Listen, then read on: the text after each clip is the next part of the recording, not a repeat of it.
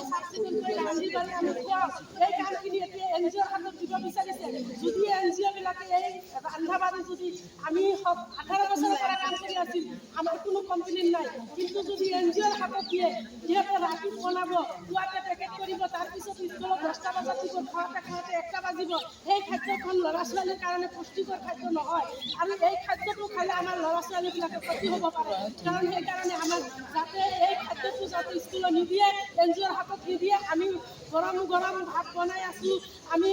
ভালকৈ চাফ চিকুণ কৰি আমি শুদ্ধকৈ বনাই আমি খুৱাই আছোঁ আমাৰ কোনো হেৰি নাই কিন্তু যদি এনজিওৰ খাদ্যটো যদি আমাৰ স্কুলত দিয়ে কিন্তু শুদ্ধ খাদ্যটো ল'ৰা ছোৱালীবিলাকে নাপাব সেইকাৰণে যাতে আমাৰ কামখিনি যাতে আমাৰ ৰান্ধনিৰ হাতত আমি নিজে কিন্তু এই কামৰ কাৰণে মজুৰিখিনি আমাৰ যিখিনি দিন হাজিৰা আমাৰ যদি এটা জব কাৰ্ডৰ হাজিৰা যায় তথাপি আমাৰ 30,000 টকা মাহে পাওঁ কিন্তু আমাৰ জব কাৰ্ডৰ হাজিৰাখিনিও নিদিয়ে মাত্ৰ আমাক 33 টকা 3 পইচা হাজিৰা আমি জিলা উপায়ুক্তক জনাইছোঁ আমাৰ ডিএমচি ছাৰকে জনাই দিছোঁ আমি বিত্তমন্ত্ৰীক জনাইছোঁ শিক্ষামন্ত্ৰীক জনাইছোঁ আমি ৰাজ্যিক ভিত্তিত আন্দোলন কৰিছোঁ জিলা ভিত্তিত ব্লক ভিত্তিত আমি আন্দোলন কৰিছোঁ কিন্তু এতিয়ালৈকে আমাৰ শিক্ষামন্ত্ৰী মুখ্যমন্ত্ৰী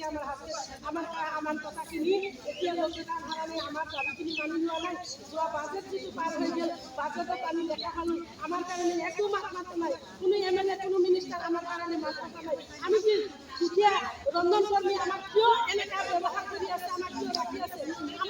আমাৰ কাৰণে ইহঁতে কিয় দুখীয়াৰ বোলে কিন্তু দুখীয়াৰ পৰা আৰু মুখৰ পৰা ভাতখিনি গাড়ী খাব বিচাৰিছে কিন্তু আমাক দুখীয়া ৰান্ধনি স্কুলত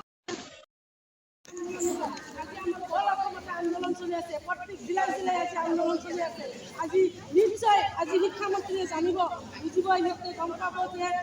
ৰন্ধন কৰ্মচাৰীবিলাকে কিহৰ কাৰণে আন্দোলন কৰি আছে যাতে আমাৰ কথাখিনি আজি যাতে মনত ৰাখে আৰু আমাৰ যাতে দাবীখিনি পূৰণ কৰে এইখিনি কৈ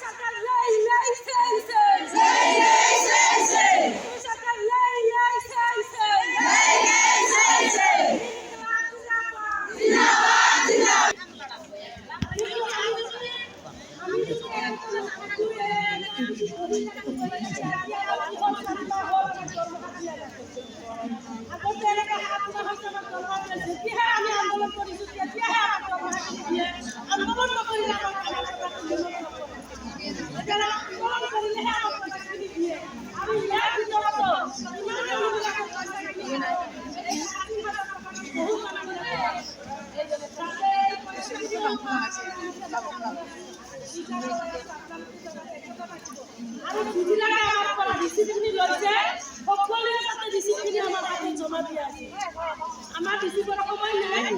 ডিসিপ্লিনে আসি তাতে আমাৰ সকলে জমা দি যাব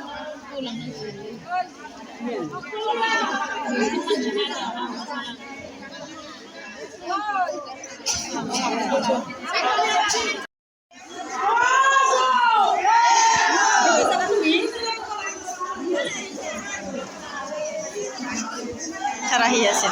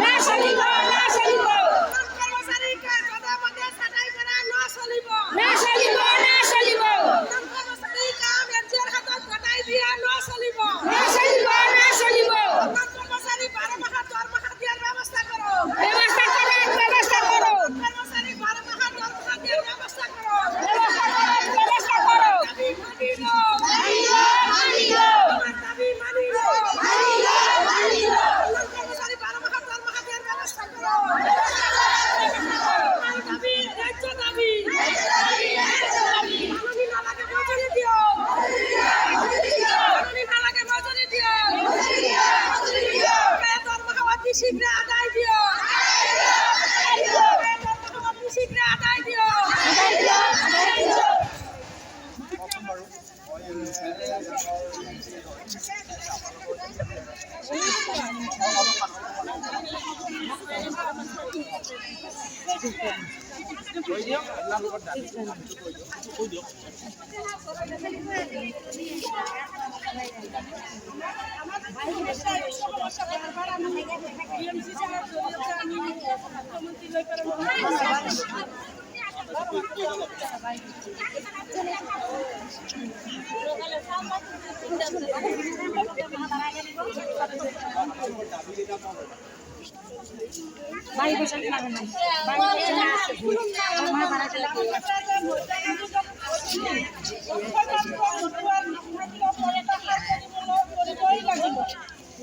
দুই নম্বৰ দাবী মাননি কৰ্মী মজুৰি দিয়া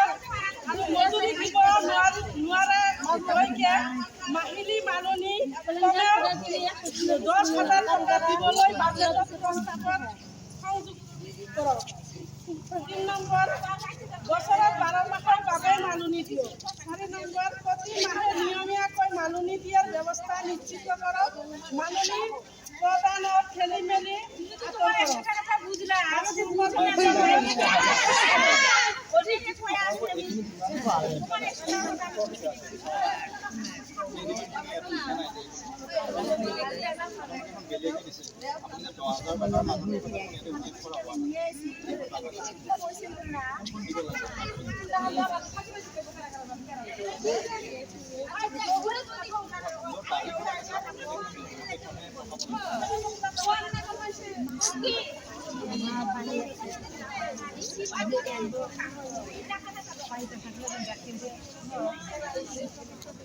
এইখন দাবী য'ত আছে এই দাবীসমূহ তলত আছে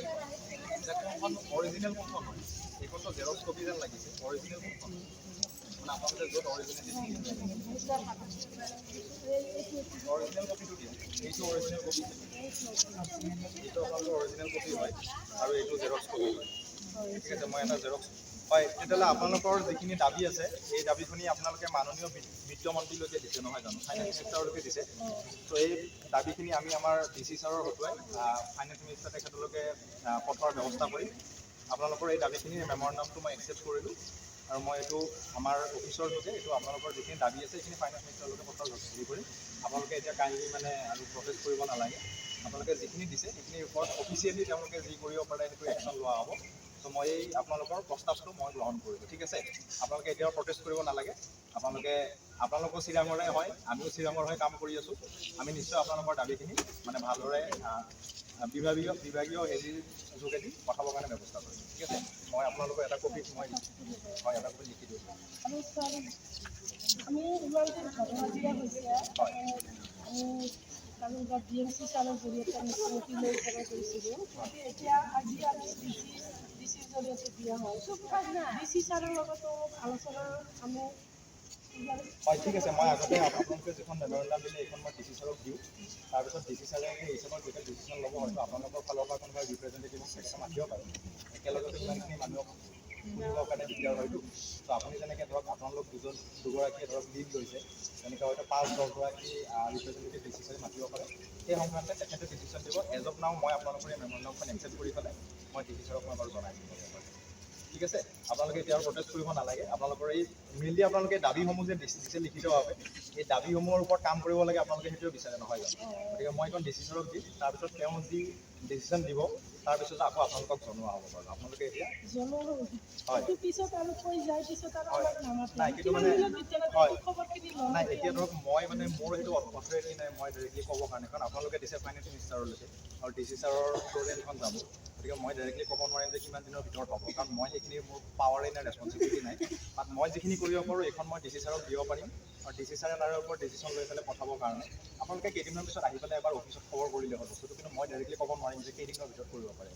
সেইখিনি কাৰণ চব বস্তুটো এটা প্ৰচিজাৰৰ মাজেৰে যায় সেইটো আপোনালোকেও গম পায় গতিকে মই এইখন একচেপ্ট কৰিছোঁ বাৰু আপোনালোকে আৰু এতিয়া প্ৰটেষ্ট কৰিব নালাগে এইখন মই এটা ৰিচিপ্ট কপি এটা মই দি দিওঁ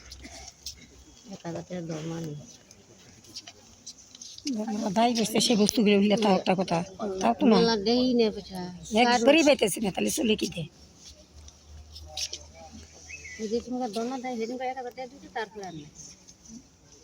ডেইলি দানা দিলে টাইমটো গরিব মানুষের দেখা যাবে মরণ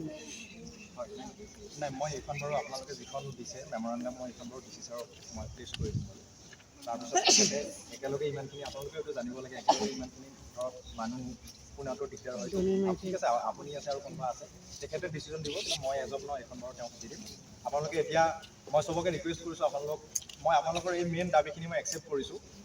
ডিষ্ট্ৰিক্ট এডমিনিষ্ট্ৰেশ্যনৰ বিয়াপত চ' মই এইখন দিম আৰু আপোনালোকে এই প্ৰটেষ্টটো ইয়াতে সামৰক আৰু মই সেইটো ৰিকুৱেষ্ট কৰিছোঁ কাৰণ এইটোৰ কাৰণেতো আপোনালোকে আহিছিলে মই লৈ লৈছোঁ আপোনালোকৰ সেইটো আপোনালোকে এতিয়া যাব পাৰে আৰু ঠিক আছে যিমানখিনি আছে ইয়াতে ঠিক আছে দিয়ক এইখন মই লৈ লৈছোঁ আপোনালোক যাওক এতিয়া বাৰু আপোনালোকৰ যিখিনি ডিমাণ্ড আছে সেইখিনিৰ ওপৰত ডেফিনেটলি কাৰণ চৰকাৰলৈকে পঠাইছে সেইখিনি ব্যৱস্থা লোৱা হ'ব মই ডি চি ছাৰক বাৰু এইটো দি দিম আপোনালোকে এতিয়া যাওক তেতিয়াহ'লে ঠিক আছে লিখা হোৱা নাই ঠিক আছে হ'ব ফাইলৰ ভিতৰত আছে ঠিক আছে যাওক এতিয়া আপোনালোক লৈ লৈছোঁ দিয়ক মই দাবীটো আপোনালোক নাই ডি চি ছাৰ আজি তেওঁ কিবা বেলেগ কামত আছে মই বাৰু এইটো দিম আপোনালোকে দিলে মই দাবীটো দি দিম ডি চি ছাৰ অথৰিটি হিচাপে মই ডি চি ছাৰৰ প্ৰেছ কৰিম আপোনালোকে বাইদেউ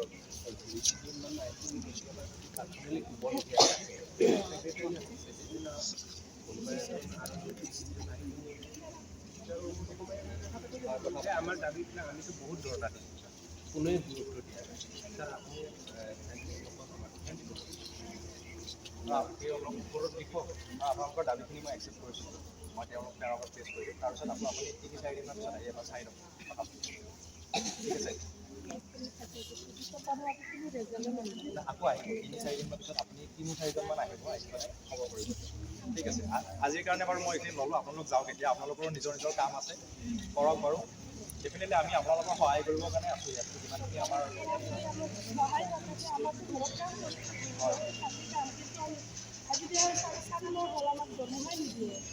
যিখিনি মানুহ মাত্ৰ দিয়ে সেইখিনি যদি আমাক সময়মতে নিদিয়ে মাহে মাহে নিদিয়ে তেতিয়াহ'লে আমি আন্দোলন কৰাৰ বাধ্য হৈ যাওঁ যেতিয়া আন্দোলন তেতিয়াহে পইচা দিয়ে হয় ঠিক আছে আপোনালোকে আজি যিটো প্ৰচেছ কৰিলে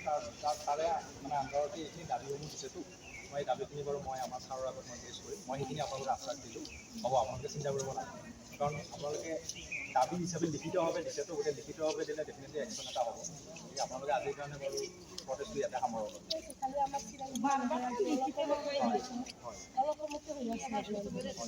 ঠিক আছে হ'ব তেতিয়াহ'লে এতিয়া আপোনালোকে যাব পাৰে দিয়ক মই আপোনালোকৰ দাবীখিনি একচেপ্ট কৰিছোঁ ইয়াৰ পৰা এতিয়া যাওক ঠিক আছে যাওক ঠিক আছে হ'ব আপোনালোক যাওক হৈ গ'ল দিয়ক মই আপোনালোকৰ মই দাবীসমূহ একচেপ্ট কৰিছোঁ এতিয়া যাওক হয় ঠিক আছে আপোনালোকৰ প্ৰগ্ৰামটো শেষ কৰা বুলি ঘোষণা কৰি দিলে মই কৈছোঁ যে আপোনালোকৰ যিখিনি দাবী আছে এই দাবী গোটেইখিনি দাবী মানে এইখন কাগজত লিখা আছে ঠিক আছে আৰু এই দাবীসমূহ আমাৰ ফাইনেন্স মিনিষ্টাৰলৈকে আপোনালোকে এড্ৰেছ কৰিছে আৰু এইটো আমাৰ যিহেতু ডি চি ছাৰ আমাৰ ডিষ্ট্ৰিক্টৰ অথৰিটি হয় মেইন অথৰিটি তেখেতৰ হাতেৰে এই লেটাৰখন ফৰৱাৰ্ড কৰা হ'ব ঠিক আছে ত' আপোনালোকৰ যিখিনি দাবী আছে সেইখিনি এজ এ ডিষ্ট্ৰিক্ট এডমিনিষ্ট্ৰেশ্যন হিচাপে আমি একচেপ্ট কৰিছোঁ আৰু এই দাবীসমূহ প্লেচ কৰা হ'ব আপোনালোকে চিন্তা কৰিব নালাগে আপোনালোকে যদি ভাবিছে যে আমাৰ দাবীবিলাক একচেপ্ট কৰা নাই তেনেকুৱা নহয় মই এখন কাগজ যিহেতু লৈছোঁ লৈ পেলাই মই এখন কাগজত চহী কৰিছোঁ ডেট মিনছ আপোনালোকৰ গোটেই দাবীবিলাক মই একচেপ্ট কৰিছোঁ গতিকে এই দাবীবিলাক যেনেকৈ আমি পঠাব লাগে তেনেকৈ আমি পঠাম গতিকে আপোনালোকৰ দাবী আমি এনেকুৱা নহয় যে দাবীখিনি একচেপ্ট কৰা নাই আমি দাবীখিনি একচেপ্ট কৰিছোঁ এই দাবীখিনি পঠোৱা হ'ব গতিকে আপোনালোকৰ আজিৰ প্ৰটেষ্টৰ যিটো মূল মানে কাৰণ আছিলে এই দাবীখিনি ফুলফিল কৰাৰ কাৰণে যিটো প্ৰচেছ আছিলে সেইটো আমি একচেপ্ট কৰি পেলাই দাবীখিনি লৈছোঁ আৰু গতিকে আপোনালোকৰ যিখিনি আলোচনা কৰিবলগীয়া আছিলে সেই আলোচনাখিনি এতিয়া সমাপ্ত হৈছে আৰু আপোনালোক এতিয়া এই প্ৰটেষ্ট চাইটৰ পৰা আপোনালোক যাবৰ কাৰণে মই অনুৰোধ কৰিলোঁ কাৰণ আপোনালোকৰ দাবীখিনি মই অলৰেডি একচেপ্ট কৰি লৈছোঁ ঠিক আছে এতিয়া আপোনালোক ইয়াৰ পৰা যাওক মই একদম ৰিকুৱেষ্ট কৰিছোঁ ঠিক আছে বাইদেউ চবকে জনাই দিলোঁ মই ঠিক আছে যাওঁ বাইদেউ যাওঁ